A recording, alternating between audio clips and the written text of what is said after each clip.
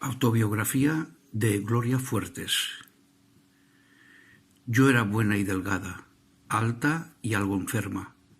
A los 9 años me pilló un carro y a los 14 me pilló la guerra. A los 15 se murió mi padre.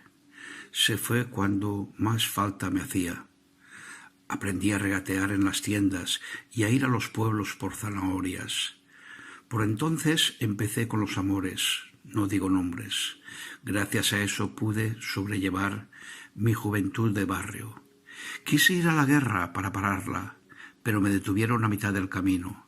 Luego me salí a una oficina donde trabajo como si fuera tonta. Pero Dios y el Botones saben que no lo soy.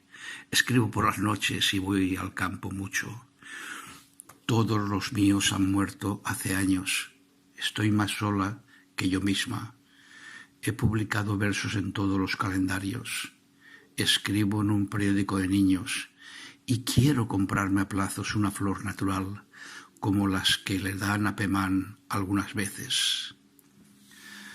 Gloria Fuertes, Madrid, 1917-1998.